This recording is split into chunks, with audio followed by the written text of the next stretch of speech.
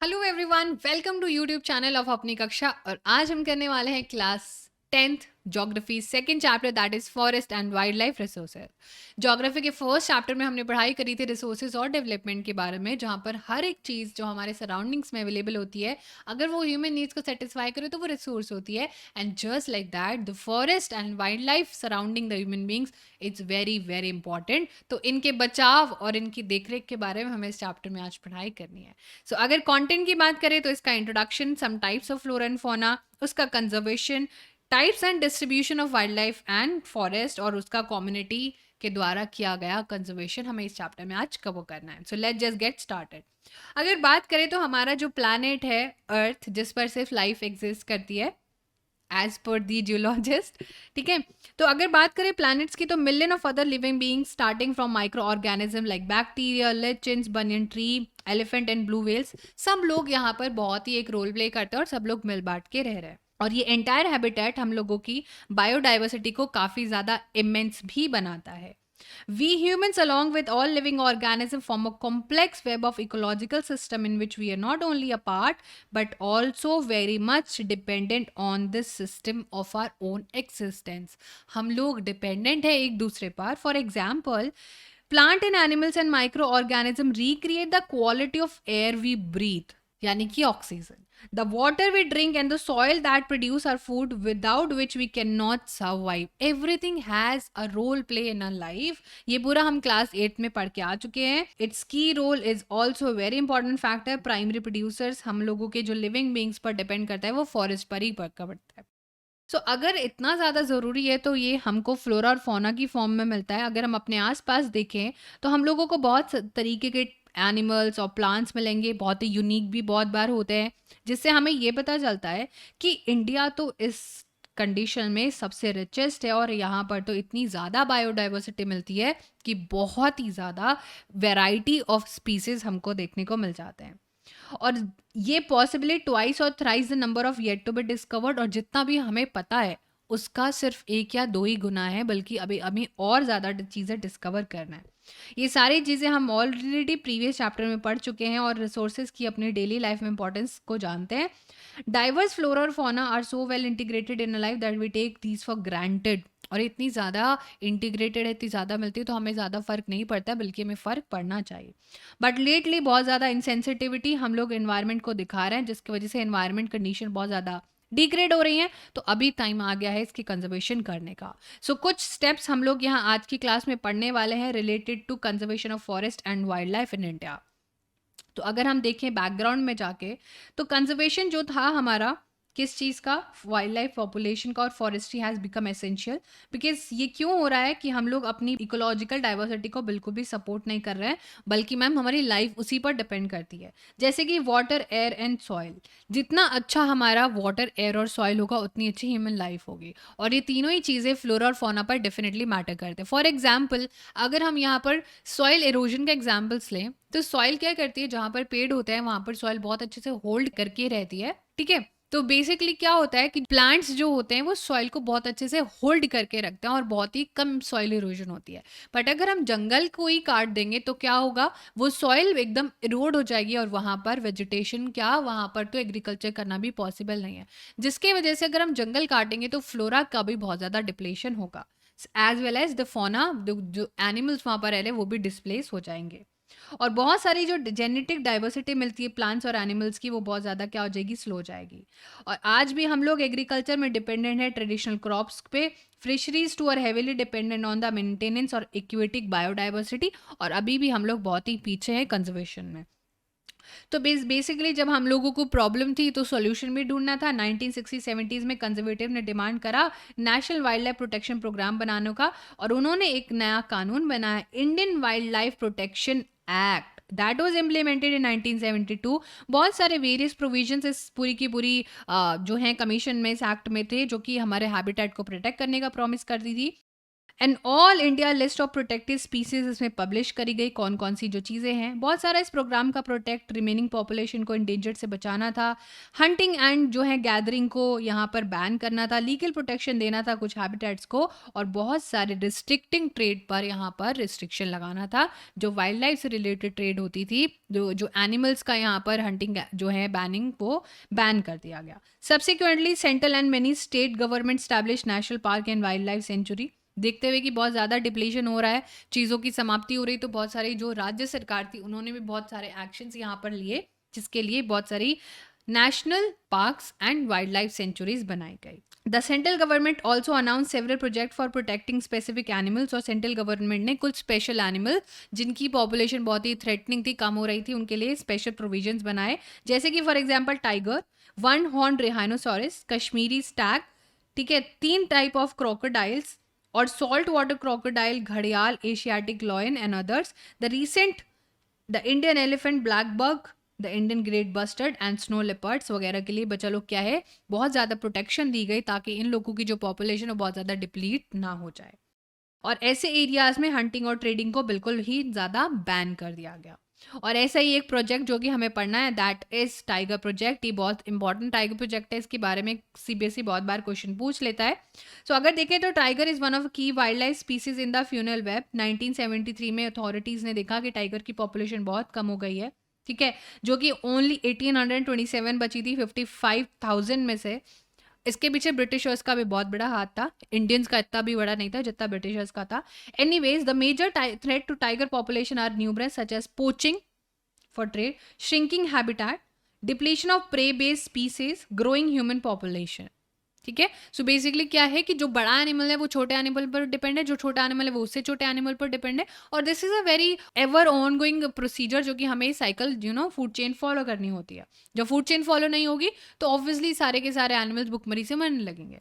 सो ऐसे में एक नया जो है यहाँ पर बहुत सारी चीज़ें, बहुत सारी ट्रेडिशनल मेडिसिन देने के लिए, ताकि जो है टाइगर की पॉपुलेशन इंक्रीज हो जाए और वो अच्छे से सर्वाइव कर सके। तो टाइगर प्रोजेक्ट ऐसे ही वेल पब्लिश एक ऐसा ही कैंपेन था जो कि इंडिया में 1973 में लॉन्च हुआ था, जिसे टाइगर की कंजर्वेशन को बचाया गया। और बहुत सारी और बाकी चीज़ों के बारे में भी बात करता है, जैसे कि मैग्नीट्यूड को बढ़ाने के लिए Corbett national park in Uttarakhand, Sundarban national park in west Bengal, Bandhavgarh national park in Madhya Pradesh, Sariska wildlife sanctuary in Rajasthan, Manas tiger reserve in Assam, Periyar tiger reserve in Kerala are some of the tiger reserve of India. ये सारे के सारे रिजर्व है जो कि टाइगर की population को establish करने में, इंक्रीज करने में बहुत ज्यादा रोल प्ले करती है। अब ये जो कंजर्वेशन हो रहा था, ये जो कंजर्वेशन प्रोजेक्ट बन रहे थे, अब ये बायोडाइवर्सिटी पर भी बहुत ज्यादा ध्यान देंगे, ना कि सिर्फ कुछ कंपोनेंट्स पर ही।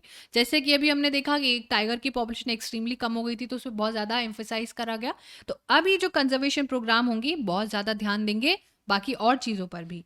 There is now a more intensive search for the different conservation measure. Increasingly insects को भी पूरी की पूरी लिस्ट में डाला जा रहा है, और 1980 में जब ये पूरी की पूरी वाइल्ड लाइफ एक्ट को रिवाइज करा गया था, उसमें बहुत सारे butterflies, moths and beetles, dragonfly को भी इवन यहाँ पर ऐड करा गया था। और 1991 में तो पहली बार for the first ever time plants को भी, जिसमें 6 स्पीसीज के प्लांट्स की जो यहाँ पर एग्जॉस्ट हो रही थी, उनको भी ऐड करा गया। अब नेक्स्ट टॉपिक की बात करें तो next topic is types and distribution of forest and wildlife resources. हमारे पास कुछ टाइप के फॉरेस्ट भी मिलते हैं।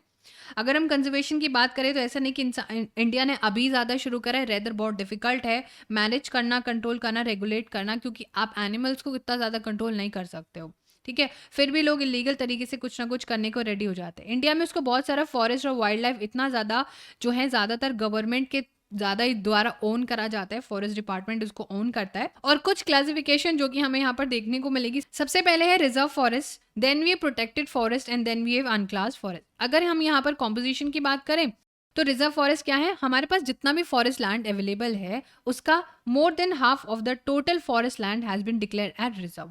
हम जितना भी अवेलेबल है उसका 50% हमेशा रिजर्व करके रखते हैं for the future, and reserve forest are regarded as the most valuable as far as the conservation of forest and wildlife resources are concern. बहुत ज़्यादा ज़रूरी है। अगर प्रोटेक्टेड की बात करें तो almost 1/3 of the total forest is protected, जो कि फॉरेस्ट डिपार्टमेंट डिक्लेयर करता है ताकि और ज़्यादा डिप्लीट ना हो जाए, जो ऑलरेडी चीज़ें खराब हो सकें उसको हम प्रोटेक्ट करके रखते हैं। अनक्लास फॉरेस्ट वो होते हैं जो कि फॉरेस्ट और वेस्टलैंड है belonging to both government and private individual and some communities. वो कम्युनिटीज़ जो अपने ग्रेजिंग के लिए और अपने बाकी एनिमल एक्टिविटीज़ के कलेक्शन ऑफ फायरवुड, जो ये सारी चीज़ों के लिए उनको अनक्लास कहते हैं। तो रिजर्व और प्रोटेक्ट फॉरेस्ट तो जो हैं इनको परमानेंट फॉरेस्ट भी कहा जाता है, क्योंकि मैम ये ऑलमोस्ट इम्पॉसिबल है यहाँ पर क्या करना, ठीक है। इनको जो है हंटिंग गैदरिंग ये सारी चीज़ें यहाँ पर नहीं करी जा सकती हैं, बल्कि इनको मेंटेन करा जाता है for the purpose of producing timber and other forest produce and for the protective reason for obvious reason. अगर इंडिया की जो है यहाँ पर डाइवर्सिटी की बात करें तो हमारे मध्य प्रदेश में सबसे ज़्यादा परमानेंट फॉरेस्ट है, लगभग 75% ऑफ द टोटल एरिया, ठीक है। जम्मू कश्मीर की बात करें, आंध्र प्रदेश, उत्तराखंड, केरला, तमिलनाडु, वेस्ट बंगाल, महाराष्ट्र में large percentage of reserve forest मिलते हैं, जहां पर 50% लैंड ऑलरेडी कंजर्वेशन के लिए दे दी गई है। अगर बिहार, हरियाणा, पंजाब और हिमाचल की बात करें और उड़ीसा, राजस्थान की बात करें तो ये एरिया प्रोटेक्टेड फॉरेस्ट के अंडर में आती है। और नॉर्थ ईस्टर्न स्टेट और गुजरात की बात करें तो वहाँ पर बहुत ही ज़्यादा हाई परसेंटेज है अनक्लास का, क्योंकि ज़्यादातर चीज़ें वहाँ पर लोकल कम्युनिटीज़ द्वारा ही मैनेज करे जाती हैं। सो बेसिकली ये 3 टाइप की फॉरेस्ट इंडिया में मिलते हैं और अलग अलग कॉम्पोजिशन और अलग अलग स्टेटमेंट का वेरियस प्रोसीजर है। अब कम्युनिटी ने क्या करा है यहाँ पर हमारी पूरी की पूरी जो है वाइल्ड लाइफ और फॉरेस्ट को बचाने के लिए, वो हम एक बार यहाँ पर पढ़ लेते हैं। कंजर्वेशन स्ट्रैटेजी जो है वो ये कहती हैं कि हमारे लिए बिल्कुल भी नई नहीं है, बट हम बहुत टाइम से इसको इग्नोर कर रहे थे, जिसके वजह से बहुत सारे लोगों की जो है यहाँ पर जो ट्रेडिशनल राइट्स थे वो हर्ट हो गए। In some area of India local communities are struggling to conserve these habitat, और जब इन लोगों की जो लाइवलीहुड है वो छूट रही थी तो गवर्नमेंट को इंटरवीन करना पड़ा, और इन लोगों ने बहुत ज़्यादा जो है यहाँ पर बोला कि हम लोगों के राइट्स को रिकॉग्नाइज करा जाए और हमारी जो एक जिंदगी है, हमारा जो जीने का जरिया, वो वापस लौटाया जाए। जब किसी ने इनकी नहीं सुनी तो इन लोगों ने अपने हाथ में सारी कमान ले ली। Sariska tiger reserve of Rajasthan, यहाँ के विलेजर्स जो हैं फॉट करते हैं माइनिंग जो हो रही थी इनकी जो है एरिया में, वाइल्ड लाइफ प्रोटेक्शन एक्ट को लेके जो 1973 में पास हुआ था। माइनिंग यानी कि लैंड जो फॉरेस्ट उनको क्लियर करा जा रहा था, माइंस कुछ का पता चला है और माइन से मिनरल्स मिलता है, तो ये लोग यहाँ पर इकट्ठा हो जाते हैं और वो अपने हैबिटेट को प्रोटेक्ट करने के लिए बहुत ज़्यादा गवर्नमेंट का यहाँ पर रिजेक्शन करते हैं कि ये अलाउड नहीं करेंगे। The inhabitants of 5 village in Alwar district of Rajasthan have declared 12,000 hectares of forest as the Bhairodev Dakav sanctuary declared in own set of rules and regulation which did not allow hunting and protecting the wildlife against any outside encroachment। और यहाँ तक कि बहुत सारे लोगों ने अपनी ज़मीन खुद से इकट्ठा करके विच इज 1,200 हेक्टेयर्स तक की ज़मीन इन लोगों ने इकट्ठा करी, जिस पर इन्होंने अपने रूल्स रेगुलेशन बनाए, और कुछ भी हंटिंग और जो भी चीज़ें यहाँ पर करी जाती थी इलीगल चीज़ें, वो उस चीज़ से उसको प्रोटेक्ट करना चाहते थे और चाहते थे कि बाकी बाहर के लोग तो बिल्कुल यहाँ पर एंटर ही ना करें। और एक फेमस यहाँ पर चिपको मूवमेंट कम्युनिटी की तरफ से आपको देखने को मिलेगा हिमालयाज में, has not only successfully resisted deforestation in several areas but also shown that community afforestation with indigenous species can enormously successful. इन्होंने डिफॉरेस्टेशन से ही नहीं बल्कि हमारी वाइल्ड लाइफ को और फॉरेस्ट को बहुत ज़्यादा बचाया है।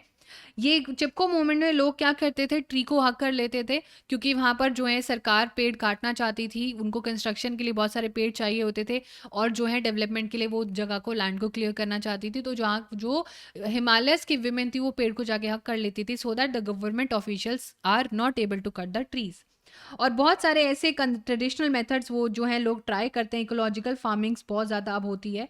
फार्मर्स और सिटीजन्स यहाँ तक कि बीच बचाओ आंदोलन इन टेहरी नवदान ने शोन की लोगों को अब डाइवर्सिफाइड क्रॉप चाहिए, क्रॉप्स एज इन जो कि ज़्यादा उनकी मिट्टी को ख़राब नहीं करी, जो उनकी वाइल्ड लाइफ को और उनकी फॉरेस्ट को हर्ट नहीं कर रही है, ताकि वो क्या कर ले without the use of synthetic chemicals और इकोनॉमिकली वायबल चीज़ें वो यूज़ करें।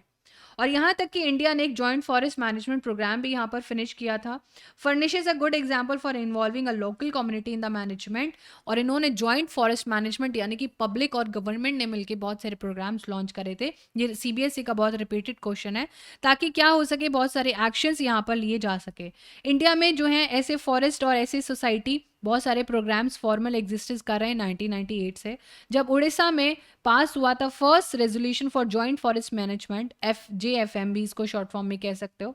ये फॉर्म करता है लोकल लोग जो है इंस्टीट्यूशन के मदद से बहुत सारी प्रोटेक्शन करते हैं किसकी, फॉरेस्ट के, और जो ज़मीन मैनेज कर रहा है forest department. In return, the member of these communities are entitled to intermediary benefits like non-timber forest producers share in the timber harvested by the successful protection. और बदले में ये जो लोकल लोग हैं, लोकल विलेजर्स हैं, ये फॉरेस्ट को प्रोटेक्ट करते हैं और बाकी इनको जो है बाकी और काम करने के लिए जो फॉरेस्ट अथॉरिटी है, फॉरेस्ट डिपार्टमेंट जो है इनको अथॉरिटी दे देता है.